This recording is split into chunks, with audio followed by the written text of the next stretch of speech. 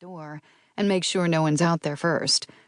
One night, I was about to go to bed when I realized I left my phone charger in my car.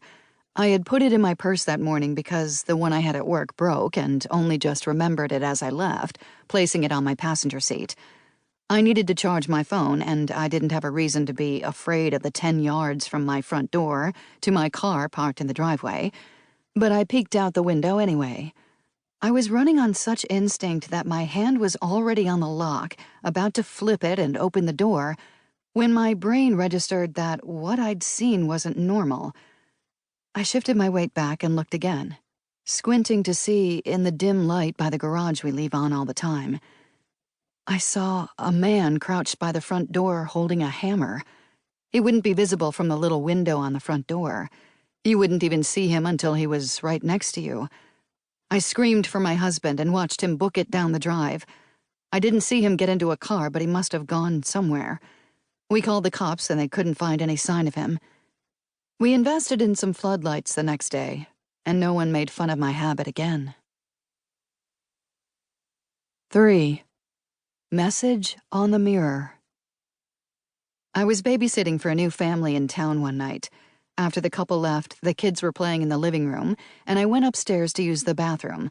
I turned the light on and saw a message scrawled across the mirror in red lipstick. "Tonight is the night evil begins." I freaked out and made the kids go in their bedroom so I could lock the door. I called my mom, and she came over and stayed with me until the couple returned. They seemed bewildered by the message on the mirror and claimed they had no idea how it got there. They were persistent in trying to hire me for the next few months, but I never babysat for them again. I heard something similar happen to the next babysitter they managed to hire. 4. The body in the road. I've heard of things like this happening, but I thought it was an urban legend. In college, I used to go home on the weekends to do laundry and eat free food and hang out with my family and high school friends. I was a night owl, so I'd stay as long as possible and then drive the 3 hours back to school in the middle of the night. This is in Nebraska, so even when it isn't the dead of night, it's easy to find yourself totally alone on the road. One Sunday night, I was driving back to school, and it was around 4 a.m. I wasn't too far out of my small town toward the city yet, and as usual, the roads were completely deserted. Up ahead, I saw what looked like an accident. There was a car pulled halfway off the road onto the shoulder, and I saw a body in the middle of the road. Needless to say, I was extremely creeped out. But I also had these feelings of wanting to stop and help if someone was hurt and needed medical attention. Eventually, my rational side won out, and I decided to drive around the accident and then call 911 after I made it around and was on my way. I'm a small guy, and something about the situation didn't seem right to me, or perhaps I was just too scared to stop and get out of my car in the dark to investigate.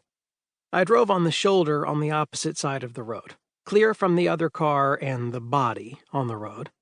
When I was about 10 yards past the accident, I looked in my rearview mirror, ready to pick up my phone and call the police, when I saw a handful of people coming up from the ditch where they'd been hiding behind the car on the shoulder.